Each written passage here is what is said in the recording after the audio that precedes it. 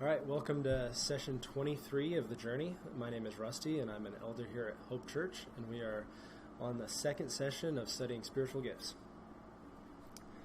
If you missed last session, my main premise behind studying spiritual gifts is studying it within context. And when you look at the context of Pentecost, you have to look at the Old Testament in the context of Shavuot, and the Feast of Shavuot. The Feast of Shavuot is celebrating and remembering when Moses came down off the mountains with the tablets and with the law written on stone. Well, in the New Testament, after Jesus died and resurrects and visits his disciples, he tells them, well, now go wait. And they wait 10 days, and all of a sudden the Spirit falls, and we call that Pentecost. Well, when you look at modern day Christianity, do you believe in the gifts? Are you Pentecostal? Are you charismatic? Well, let's look at that in context. What exactly is the purpose of Pentecost? Well, the purpose of Pentecost was the new covenant. It was the fulfillment of the new covenant of the law changing from being written on the tablets of stone to being written onto the heart of man.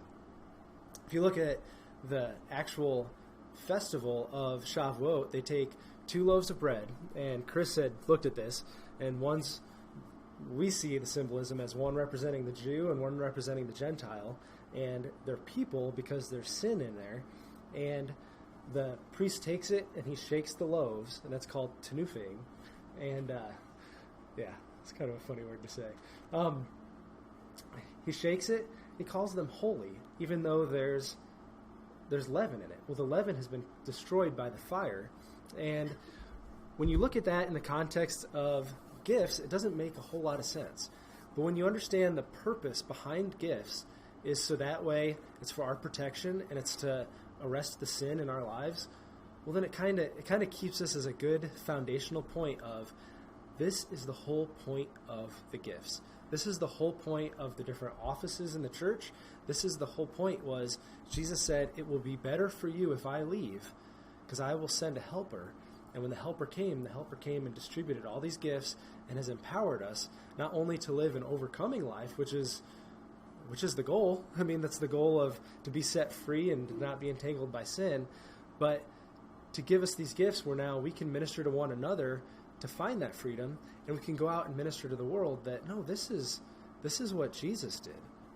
Last session I talked a little bit about, okay, there's a difference between having a spiritual experience, being spiritual, and having a spiritual gift. Because in other religions, there's people that perform miracles. When I was in school, I took a world cults and religious movements class, and there was a video that we had watched. Video was taken back in the 80s, and there was a Hindu priest that he was so high up in whatever vein of Hinduism he was in, that he could actually hold his hand out and materialize an apple out of thin air. That's a pretty impressive miracle. Does that mean that that's a spiritual gift? Does that mean that that was a spiritual experience? Not exactly. There were, before the Spirit fell at Pentecost, there were prophets. There were people performing miracles. Did Jesus perform miracles? Absolutely. There were other people performing miracles. And if you look at the Old Testament and the culture and kind of what was going on, there's different books that were written on how to cure different diseases, kind of using mysticism and magic and different spells. And it's very similar to what we would see today as different, witch doctors or shamans or new age things that's been going on forever. There's nothing new under the sun. Except for Pentecost kind of really was what was new under the sun.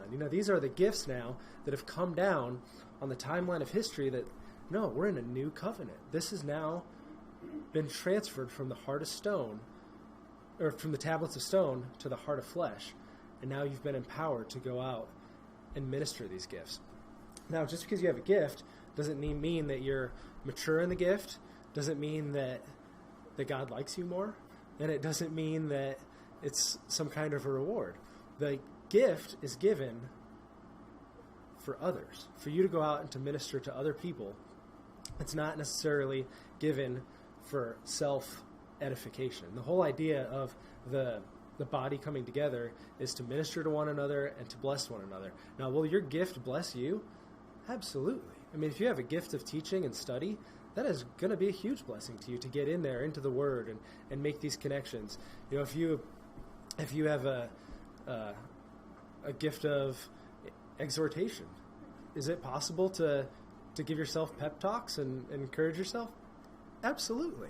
You know, but the main purpose and focus of the gifts is not self-focused, it's outward-focused and to minister Christ. This session we're going to kind of jump in and actually look at the gifts. Now there's a whole bunch of gifts in Scripture, and if you look online and even in the journey, anytime a gift is listed, well, not anytime, a lot of times people list gifts, they always put the disclaimer that this is not an exhaustive list. And that's good, because we don't want to put God into a box. What you want is the uniqueness of how God has created you, that if there's not a gift specifically listed in Scripture, does that mean that it's not of God?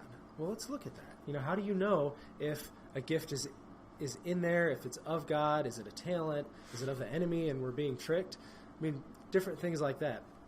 I'm going to read a list that I got offline and just as a quick flood of different gifts found in Scripture, and then we'll kind of journey through the different ones listed here.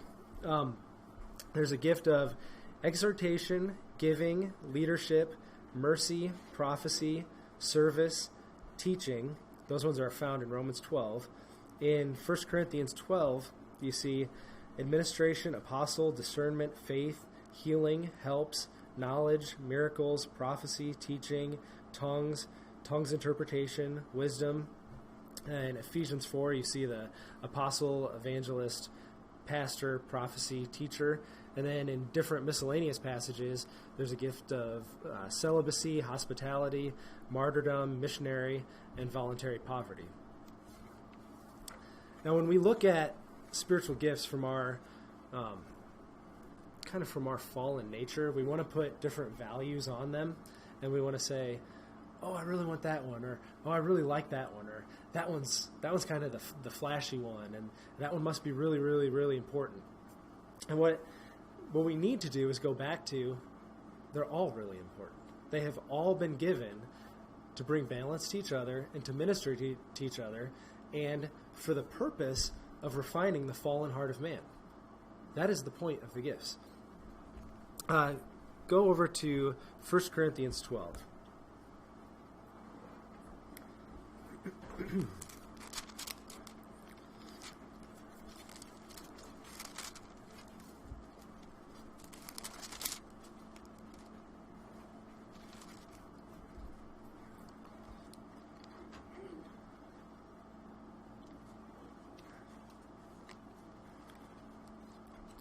Okay, I'm going to do actually quite a bit of reading because I want to see this in context. 1 Corinthians 12:1. Now concerning spiritual gifts, brethren, I do not want you to be ignorant. You know that you were Gentiles carried away by these dumb idols, however you were led. Therefore I make known to you that no one speaking by the Spirit of God calls Jesus accursed, and no one can say that Jesus is Lord except by the Holy Spirit. There are diversities of gifts, but the same Spirit. There are diversities of ministries, but the same Lord. There are diversities of activities, but it is the same God who works all in all. But the manifestation of the Spirit is given to each one for the profit of all. For to one is given the word of wisdom through the Spirit, to another the word of knowledge through the same Spirit, to another faith by the same Spirit, to another gifts of healings by the same Spirit, to another the working of miracles, to another prophecy, to another discerning of spirits, to another different kinds of tongues, to another the interpretation of tongues. But one and the same Spirit works all these things, distributing to each one individually as he wills. For as the body is one and has many members, but all the members of that one body, being many, are one body, so also is Christ. For by one Spirit we were all baptized into one body, whether Jews or Greeks, whether slaves or free, and all have been made to drink into one Spirit. For in fact the body is not one member, but many. If the foot should say, because I am not a hand, I am not of the body, is it therefore not of the body? And if the ear should say, because I am not an eye, I am not of the body, is it therefore not of the body? If the whole body were an eye, where would be the hearing? If the whole were hearing, where would be the smelling? But now God has set members, each one of them, in his body, just as he pleased. And if they were all one member, where would the body be? But now, indeed, there are many members, yet one body. And the eye cannot say to the hand, I have no need of you, nor again the head to the feet, I have no need of you. No, much rather, these members of the body, which seem to be weaker, are necessary, and those members of the body which we think to be less honorable, on those we bestow greater honor, and our unpresentable parts have greater modesty. But our presentable parts have no need. But God composed the body, having given greater honor to the part which lacks it, and therefore there should be no division in the body, that the members should have the same care for one another. And if one member suffers, all members suffer with it, or if one member is honored, all the members rejoice with it. Now you are the body of Christ, and members individually. And God has appointed these in the church, first apostles, second prophets, third teachers, after that miracles, then gifts of healings, helps, administration, varieties of tongues. Are all apostles? Are all prophets? Are all teachers? Are all workers of miracles? Do all have gifts of healing? Do all speak with tongues? Do all interpret? But earnestly desire the best gift, and I will show you a more excellent way. Though I speak with the tongues of men and of angels, but have not love, I have become a sounding brass or a clanging cymbal. And though I have the gift of prophecy and understand all mysteries and all knowledge, and though I have the faith so I could remove mountains, but have not love, I am nothing. And though I bestow all my goods to feed the poor, and though I give my body to be burned, but have not love, it profits me nothing. Love suffers long and is kind. Love does not envy. Love does not parade itself. It is not puffed up. It does not behave rudely. It does not seek its own evil, is not provoked, thinks no evil, does not rejoice in iniquity, but rejoices in the truth, bears all things, believes all things, hopes all things, endures all things. Love never fails. But whether there are prophecies, they will fail. Whether there are tongues, they will cease. Whether there is knowledge, it will vanish away. For we know in part, and we prophesy in part. But when that which is perfect has come, then that which is in part will be done away with. When I was a child, I spoke as a child, I understood as a child, I thought as a child, but when I became a man, I put away childish things. For now, we see in a mirror dimly, but then face to face. Now I know in part, but then I shall know just as I am known. And now abide faith, hope, and love, these three, but the greatest of these is love. I want to stop right there. He goes on in chapter 14, excuse me, to talk about tongues and tongues being interpreted, and then going at the last half of 14, he talks about the order in church meetings and stuff. If you look at what was going on in Corinth when Paul wrote this, you know, a lot of times it's easy for us just to grab the Bible and open up to the spiritual gifts section and be like, oh, well, there's a list. And then, you know, you go to the wedding and then they throw it. At all weddings, they do the this is love. But do you realize that's parked right in the middle of the spiritual gifts section of Corinthians? Well, take a step back even further. What was going on in Corinth? I mean, Corinth was actually a horrible, horrible, horrible place. And here, there's a body of believers that are living there. Well, they were so sexually rampant that there was a slogan called Corinthianize, and you'd say, oh, well, let's Corinthianize, and that was just having a big sexual event. And here you have a church that they're operating in the gifts. Well, I thought, wait a minute, we started out, you know, last session and this session talking about how the gifts are supposed to supposed to do this. They're supposed to bring holiness. They're supposed to take what God is saying is hey, you're a sinner, but my grace is there, and you've gone through the fire, and now you're holy. But they're operating in these gifts. They had all these amazing gifts going on. They were speaking in tongues, and they could do this. They could prophesy, and they took some people, and they're like, wow, they have a really good gift. Let's put them over here, and let's put them up on a pedestal. And, oh, you have that gift? That's not that important. Or you don't feel like your gift's important? That's no big deal. How does that jive? How does that go together that all of a sudden you have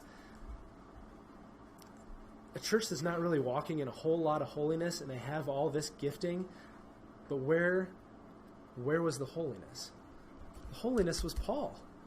The holiness and the correction and the bringing balance to the giftings was the apostle and going in. So as you see, the gifts, they're meant to correct themselves. Paul doesn't go in there and say, oh, you guys walk in all this unholiness, just stop with all that gifts altogether. That's the way we're going to solve this. You guys are just emotional. You don't get it. Let's put this stuff aside first. Let's get our theology right. Let's get your issues taken care of, and then kind of once you get your life in order, then we'll kind of check out this gift stuff. That's not at all what he says. What he does is he says, you guys are out of balance. And what we need to do here is we need to bring balance back. And the way that Christ is going to be the head of your church is if you get your gifts and you get them in order. Well, this is where we get one of the lists of all the gifts, but as you read it and as we go through it, Paul's just kind of rattling them off. This isn't an the point of the letter was not to give instruction of, theologically speaking, these are all the gifts that God is ever going to ever bestow on humanity. The point of the letter was, look at the heart behind this. There's an order to using your gifts properly within the body, outside of the body, using your mercy, having compassion. We need to do this right, and the way you do it right is by getting right perspective on the gifting.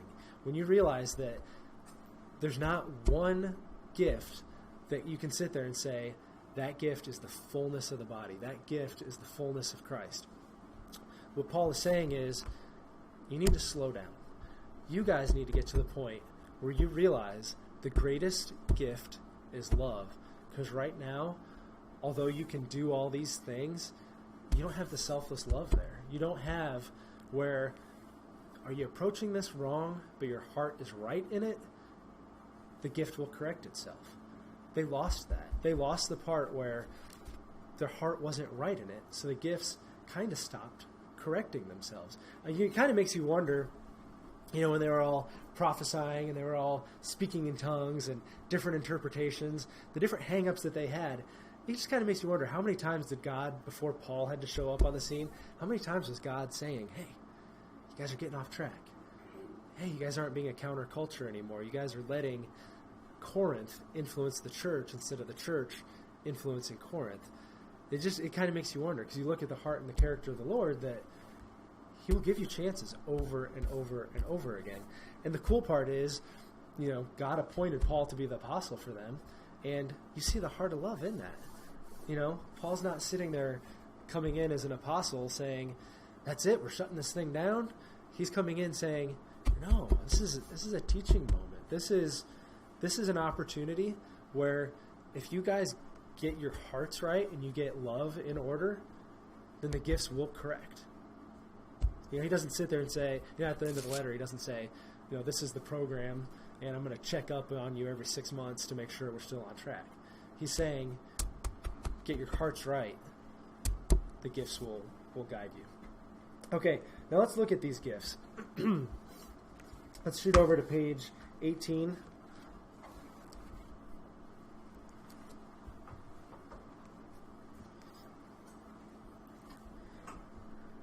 Now, the gifts of service and helps. Now, that being a spiritual gift, that would be something where someone really is supernaturally empowered to go above and beyond helping people. Now, are there some people that are sincerely kind and can give of themselves and, oh yeah, I can help out, I can do that? Sure. Does it mean it's a gift? Not necessarily. Sometimes it is a gift, and we look at the different measure. Does it mean we have to be so introspective and look, oh wait, this isn't a gift, that's flesh, I'm helping out in my flesh? That's not an issue. I mean, helps is helps. Now what happens, when you look at a spiritual strength, the spiritual strength of the gifts of helps really is a supernatural endurance to continue on helping. It's above and beyond just your physical ability to show up and give a helping hand, or look at a need and just, hey, I can help that. It's this ability to look at a situation and say, you know what? I really think that if I do just a couple of these things, that it's not giving a whole lot of me, but it'll really make a big impact over here. I can do it. The gifts of help can kind of see from a different angle. Oh wow, like let's get the cookies and the drinks set up. Let's get that stuff taken care of, because that's a big help later on. That when someone's thirsty, they have something to drink. That's a huge help. The gift of helps is that supernatural ability to just keep on going. Well, what's the possible human weakness of that? Possible human weakness is not having wisdom and not knowing when to shut it down. Because at some point, we got to be realistic here, saying, no, I need to take care of myself, because if I'm not on my A game here, I'm not going to be on my A game over here.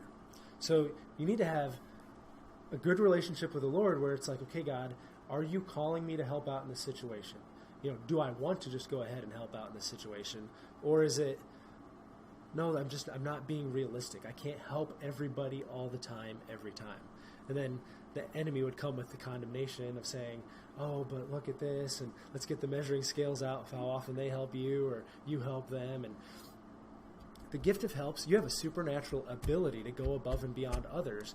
And just like with any gift or any even personality bent, we assume that everyone thinks that way.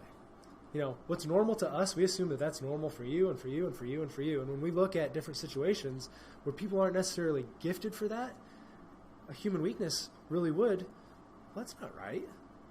That's not right. Somebody needs to be doing this. Right. Yeah. Does somebody need to be doing it? Maybe. Sure. Would it be helpful? Yes. Is there a severe lack of the gift of helps? Maybe. You know what I mean? Like, you got to step back and look and go where Paul's saying, where's the love in it, though? Where's the selfless love saying, you know what? Where we're at today isn't the finished loaf that has been completely baked. We're a body, or we're a what, baked? Half baked. Oh, great. Theology alert. Right. Yeah. That happened in Corinth, actually. They were doing that kind of stuff. Anyway, no, really, that's what we need to look at, and that's what keeps you in balance, is realizing that, as Revelation keeps on going, in the first session we talked about the spirit of Pentecost and the age of Pentecost being that middle candle, and as you move this way, you don't snuff the candles out. You don't go, hey, that's Old Testament era, Jesus died, did his thing, let's snuff those candles out. Now we're in the church era, so we're not going to look at Old Testament or any of that stuff anymore. We're part of the new covenant, and you just live on this half, and then you look for the end times. I mean, your lampstand's completely out of balance if you're not looking at Old Testament. Well, your lampstand's also out of balance if you're not letting Pentecost have its time and its season and do what it's supposed to do, which is maturing the church. So when you sit there and you look really with any gift, and you get frustrated and you get stuck in the no, that's normal, everyone should see it, it's so obvious. No, not everyone can see it. It's not so obvious. Look, stop, teach, encourage. Realize you have a supernatural ability that God himself gave you to go above and beyond. Now watch your heart in it. The idea of the loaf being baked and being refined, that goes for you too. I mean, a lot of times it's really poetic how God does things, that he uses the enemy to help refine man. And he sits there, like the enemy sitting there, just gnawing on you, saying, oh, look at this struggle here, look at that struggle there. That reveals your heart. Well, he also uses, God uses man to refine one another. It talks about iron sharpen iron, so one man sharpens another.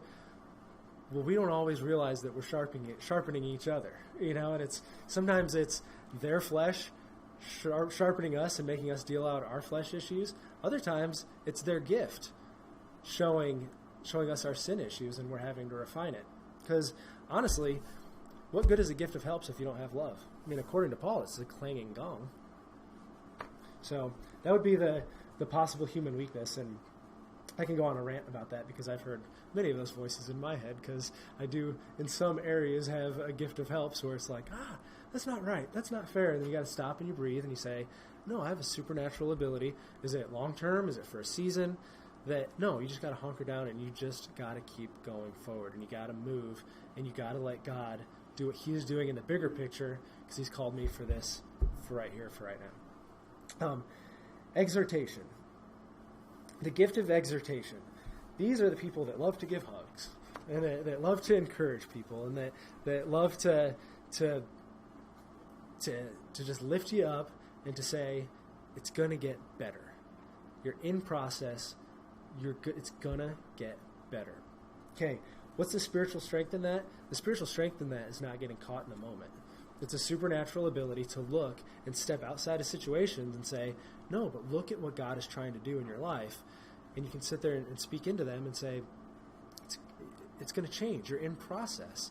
And it literally helps lift that person out. It's kind of like if someone's stuck in a mud hole, it's kind of that person that comes up behind them, grabs them, starts to lift them up, and then says, okay, now you start pushing and I will help lift you up. It's not the rescuer that goes in and says, okay, I'm going to lift you up and I'm going to drag you out of this mud hole.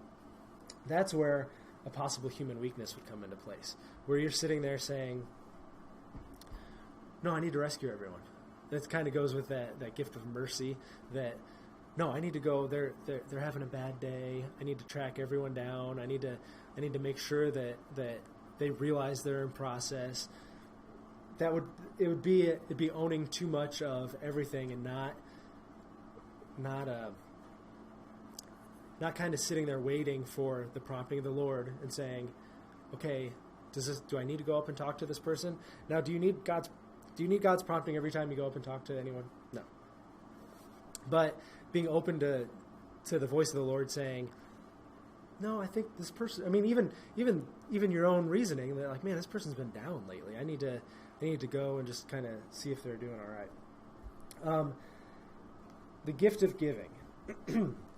Again, and when we say spiritual strength, you could basically take that as supernatural ability. I mean, we're going to say that with every single one, that it's a supernatural ability to go above and beyond and say, no, this person needs help. I'm going to give over and above of just what kind of a normal person could give of themselves, and I'm going to help you out. I enjoy people not suffering, so I'm going to help you out. And again, a lot of these come with a gift mix. So if you have we didn't cover this, but if you have different gift mixes, different people with the gift of service, exhortation, and giving, let's say that's your gift mix there. Well, what type of calling would you have? Maybe run an orphanage? I mean, maybe run a soup kitchen, or that you could very well see that God would call someone into that type of setting because, man, they love helping people out. They love encouraging people, and they really enjoy giving of themselves. And hey, you've been in a homeless shelter. Well, let's maybe mix some gift of teaching in there. Let's get some of this stuff that got you here figured out. And now, hey, here's a car, or here's a place where you can live for 3 months to help get on your feet. What would be a possible human weakness with the gift of giving? That you give everything away, that you feel that you have to always rescue everybody, that you always have to give of yourself. And a possible human weakness there, really, I would see that a possible religious weakness, it'd be easy to fall into religious spirit with that one, because we see Jesus giving everything. We see in the New Testament where it talks about the disciples had everything in common. They all threw everything together. A very easy possible religious spirit weakness would be that you jump in. You jump all in, and your flesh gets involved, and you can turn into one great big commune, and maybe God hasn't called you to live like that. Or some people that have been called to live like that, sure. But a gift of giving would make it very easy for you to fall into, hey, we're all givers, we're all sharing, we're all doing that. Or you end up just giving everything away, and you don't ever end up saving to take care of yourself later on.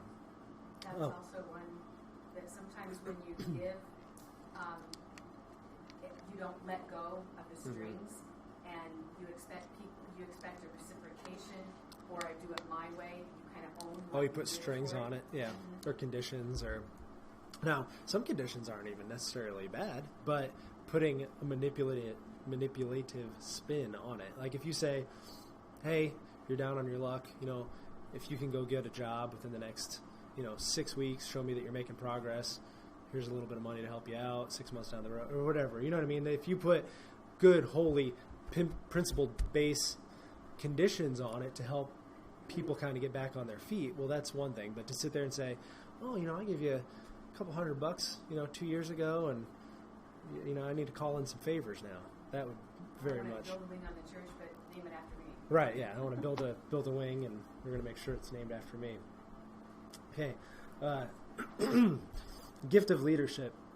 That would be.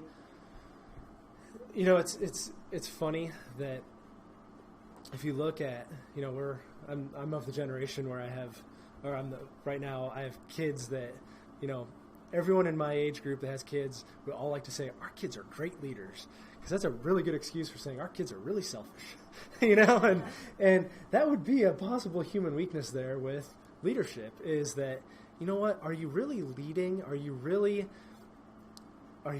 saying, this is a good idea, I have a vision, I'm going this direction? Or is it, you're just really selfish and hard to get along with, and people just, to appease you, are just going to do it your way? Well, a gift of leadership would be a supernatural ability to look at a situation and say, no, this is how we need to do it. And a lot of times with a gift of leadership, people just will naturally start to follow you.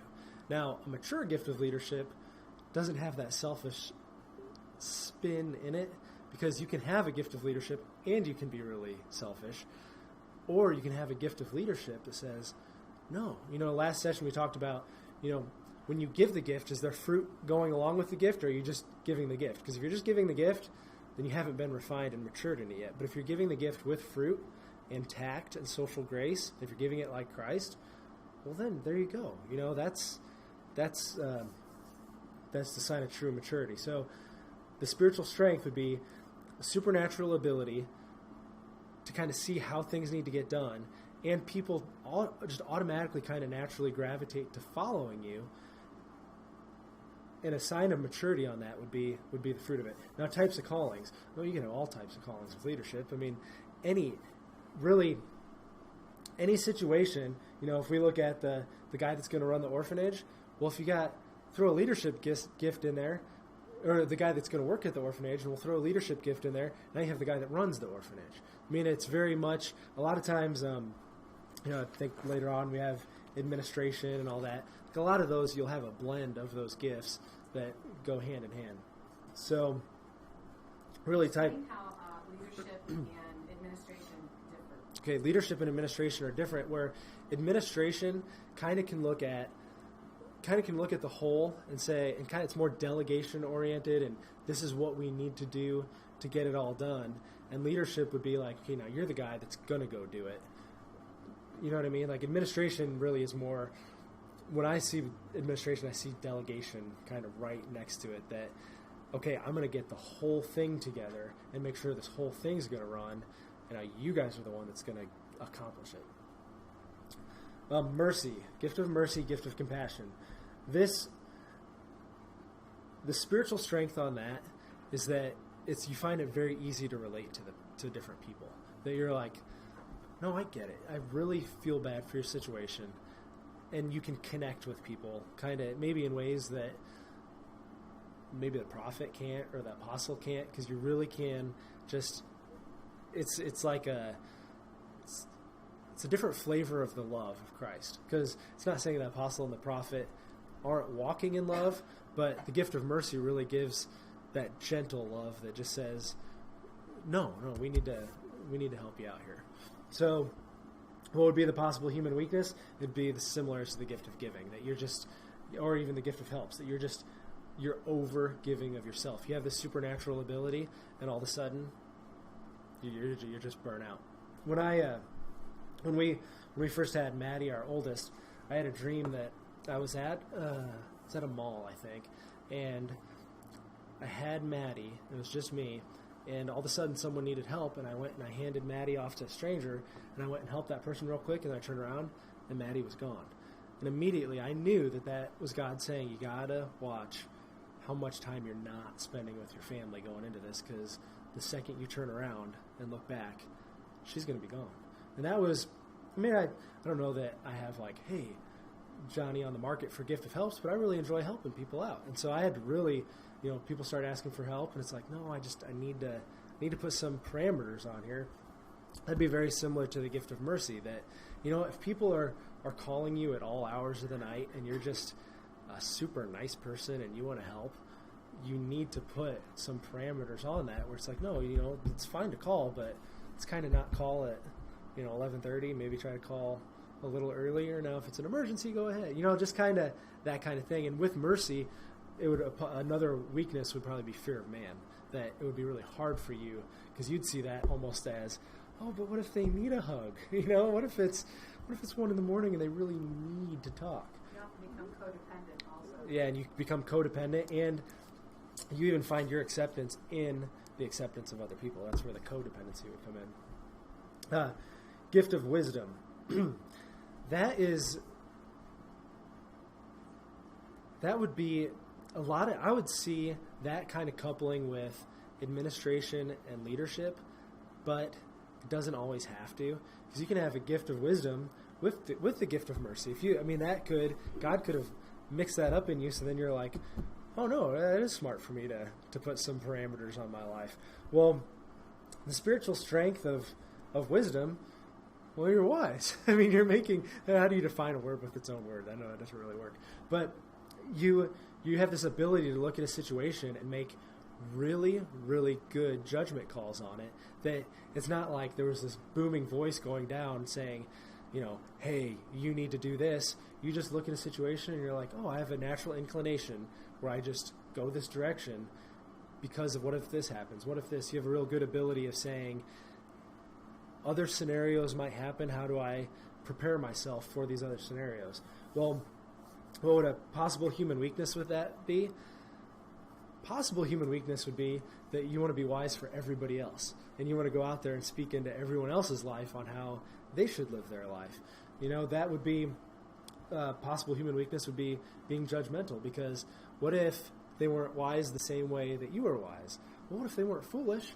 Having that balance there. What type of calling would someone who has wisdom? A counselor.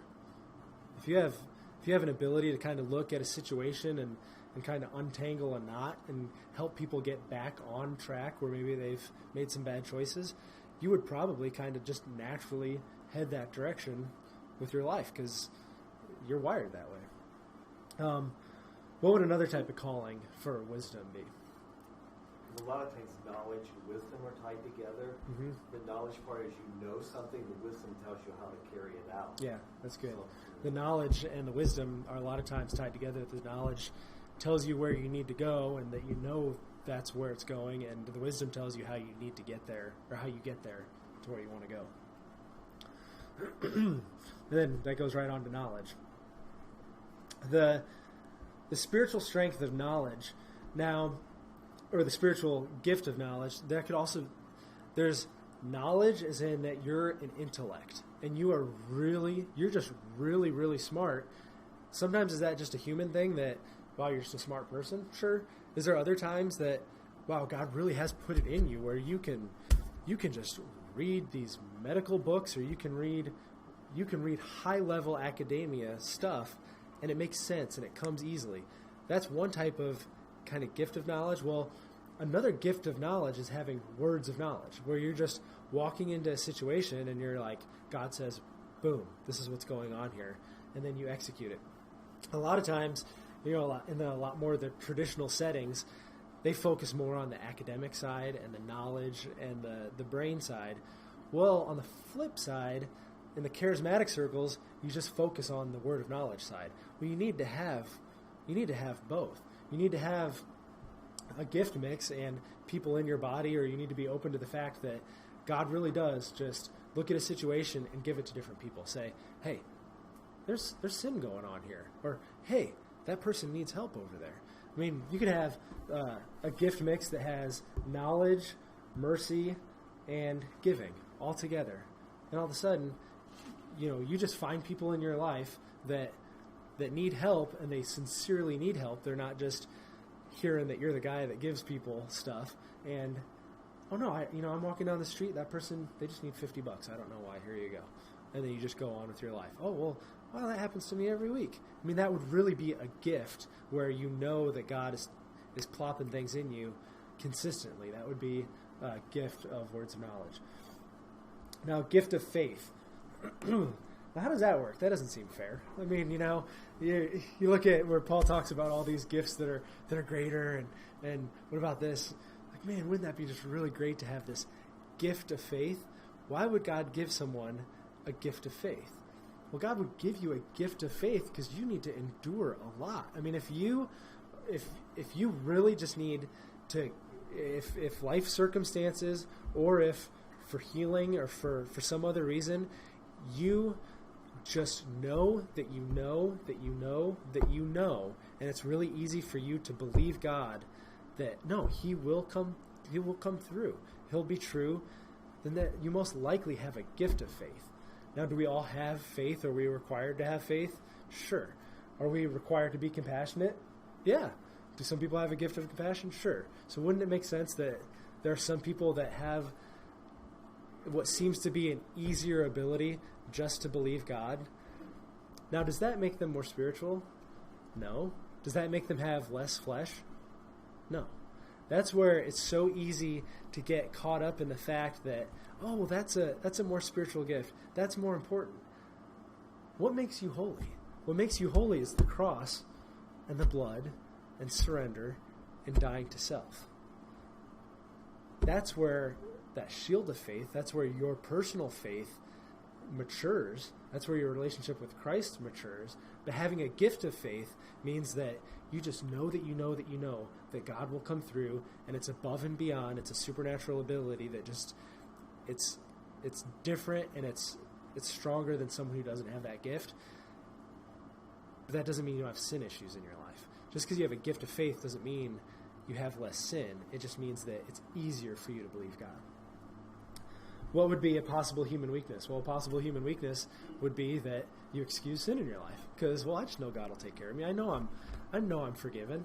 I know that another possible human weakness is that if you have a gift of giving and you have a gift of faith, well, then you just give everything away because you know that God will always come through and always provide, and sometimes maybe you might force God's hand.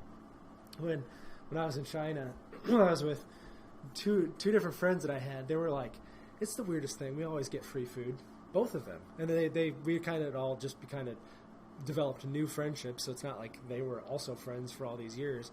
They're like, we don't know why. We always get free food. And they both have pretty strong missionary calls on their life. We were actually sitting at a Pizza Hut while they were talking about this, and we were in a group, and they'd ordered 2 large pizzas. Not 5 minutes after we had that little discussion, the waitress comes up, and she's like, you are not going to believe what I did. She's like, I put in for 2 medium pizzas, so we're going to go ahead and just give you 2 more medium pizzas to make up for what difference, and we'll just charge you for 2 medium pizzas. And it's like, how on earth did you guys do that? I mean, like, that's just weird. But they really did come to this point in their life where they realized that, God's our provider. We're missionaries, and we're used to living on nothing, and God just always comes through. They weren't so surprised. They're like, no, that's just what happens. That's sometimes called a shopping angel. Yeah, sometimes it's called the shopping angel, that God just shows up and He provides. That's how it is with the gift of faith, that not saying in every situation, but it's just a lot easier for you to believe and trust the different attributes of who God is. So what type of calling? A missionary would be a big one on that. Maybe a doctor. Maybe if you had a gift of healing, you'd also have a strong gift of faith. One of the probably most prominent weaknesses is that you tend to And Yeah. a lot of people who carry strong gifts of faith can be very condescending to Yeah. other people who don't carry the same level of faith. Yeah, exactly. Another possible human weakness, and we kind of hit on that you can have a lot of sin and flesh issues in your life. Well, it's very easy for you to get judgmental of people that don't have that gift. Now, it would be, we always talk about the church for a lot of years was stuck in the pray more, read more. That's how you overcome stuff. That would probably be easy for you to say that to someone if you have a gift of faith. Well, you just need to believe God. That's all. Why don't you believe God for this? I mean, why are you so upset? I mean, He's going to come through. Doctor, believe God. Right. Why would you go to a doctor? Just believe God. I mean, that would be, maybe that would have originated with a gift of faith, and then that morphs into an unrefined gift of faith, turns into religious spirit, which then turns into some people who never even had the gift of faith trying to muster up some level of faith, and then this religious spirit knocking them down for not having this supernatural gift over here. And it's just a big mess. Page 20. The gift of healing. Traditional circles. Let's look at both. Gift of healing. Oh, you're a doctor. You have the gift of healing. Do you have a gift of healing? I don't know. I mean, do you pray over your patients and they get healed? Sure. Would you maybe head that direction if you had that gift in you and God put that in you that you wanted to go help people and make them better? Yeah, you might go that direction. You might want to be a doctor if you have this gift of healing. Well, what if you have a gift mix of evangelism and healing?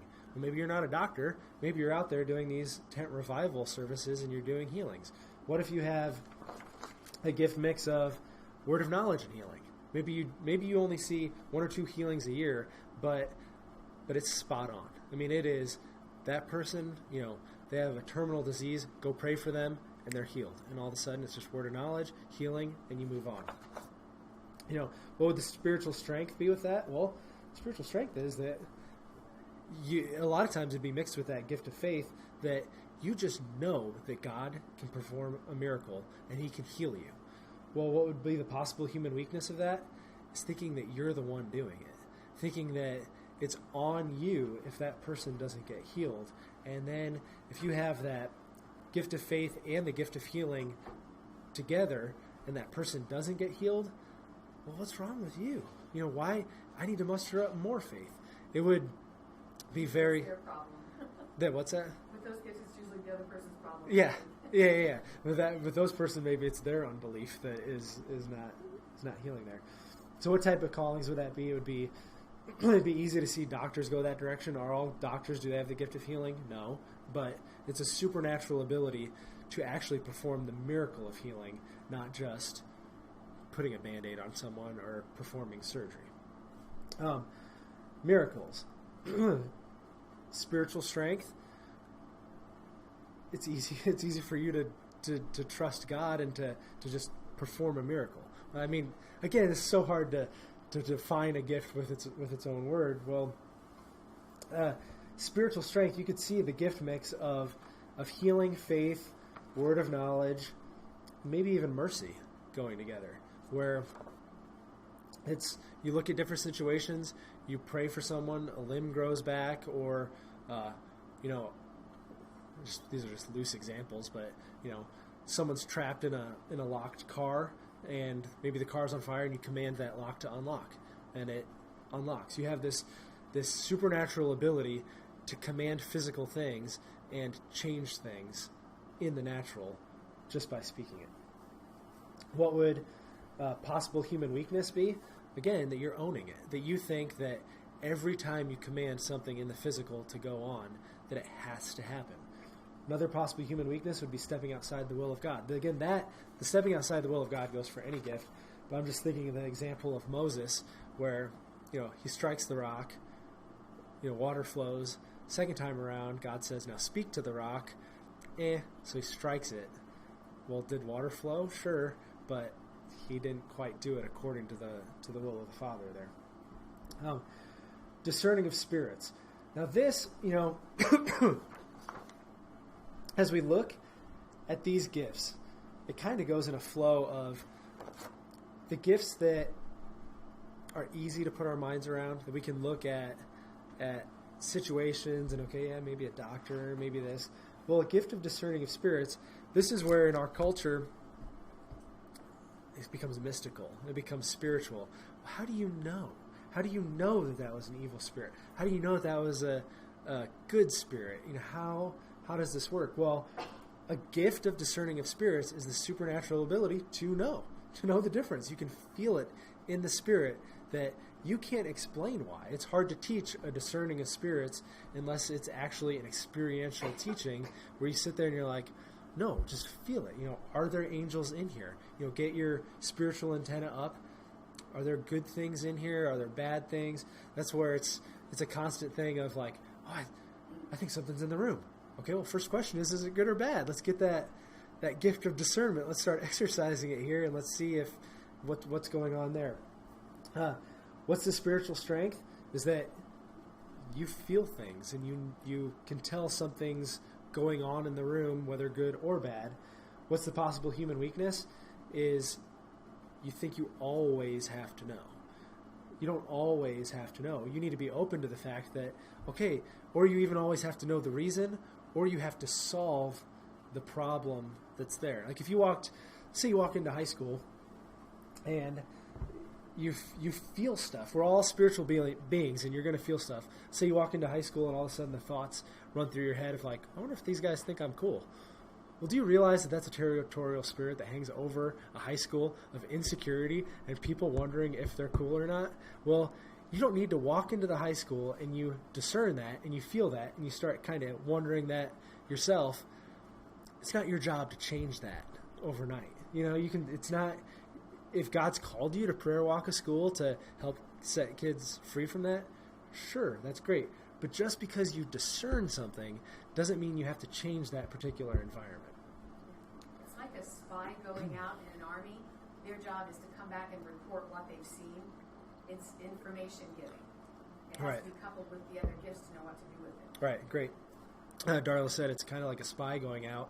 We're kind of doing recon, and you're doing some information gathering. You can kind of, is the evangelist? Is he out there evangelizing, and all of a sudden there's violence coming, and the guy that's discerning the spirit is like, wow, I need to start praying against the spirit of violence here because the Lord, is doing something here, and the enemy does not like it. Now, this is where, okay, we have this gift mix. We're in a situation. Let's get tactful. Do we run up to the evangelist and say, there's violence coming, we need to get out of here? Well, no. What you do is you take that information and you go to the guy with administration and leadership and wisdom, and you say, I think there's a spirit of violence here. Let's pray about this. Are we supposed to bind this back, or is our time coming to a close and we do need to get out of here? Because if you just instantly react to the information and you're not walking in surrender to the Lord, well then anytime the enemy wants to get rid of you, he'll just send evil and violence your way, and you'll skirt, or you'll think you have to solve that problem. It's a great gift on an exorcism team, though. Yeah, it's a great gift on an exorcism team because then you can tell, oh, there's help here, there's angels here, or you can tell, wow, this is about to get really intense. Or we what need specific spirits are in the person. Or what spirits it is that's binding the person up. Yeah. Or what spirits that spirit's calling for reinforcements, because we're dealing with this one here, and we need to bind back, trauma and violence because we're trying to heal right now. So, tongues. Now, this is the gift that freaks everybody out. That it's like, I love it that that of all gifts, like that's the one in the Bible that everyone freaks out about, and that's the one that, it's part of the baking bread package here.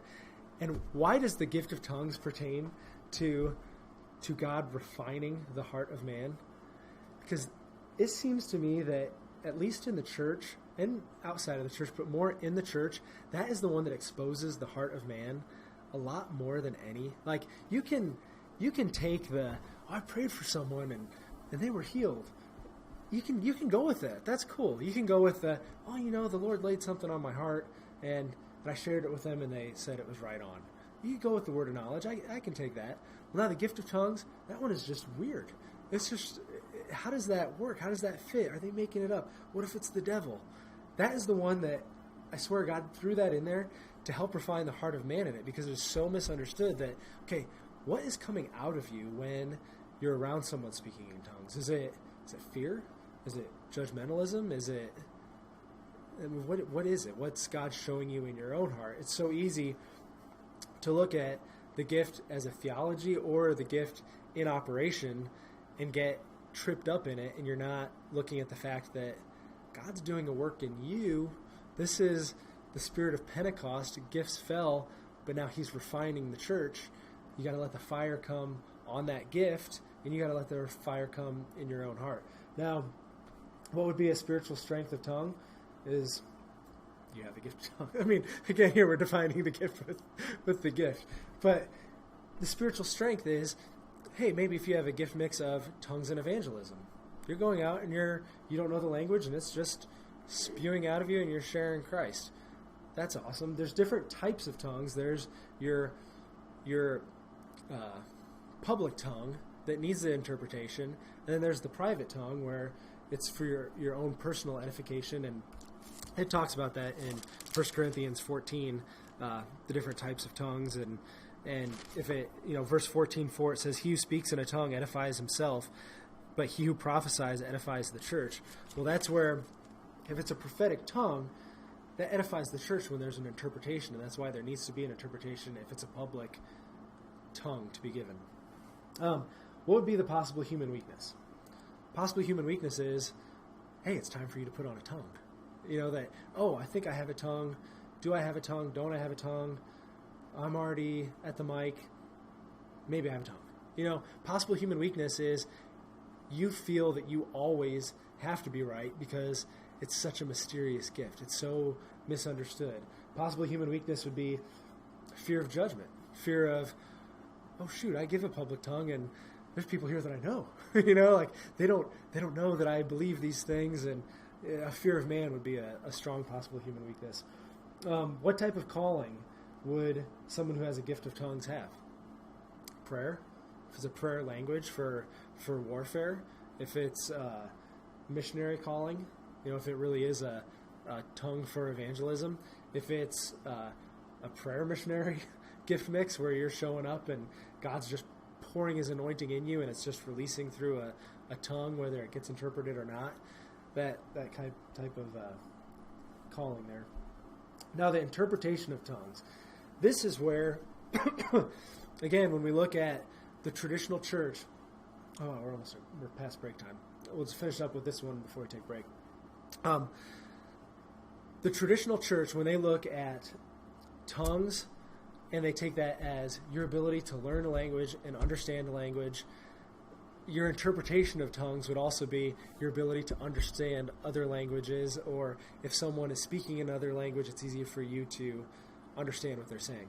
Well, biblically, interpretation of tongues would be the supernatural ability to just understand what they're saying.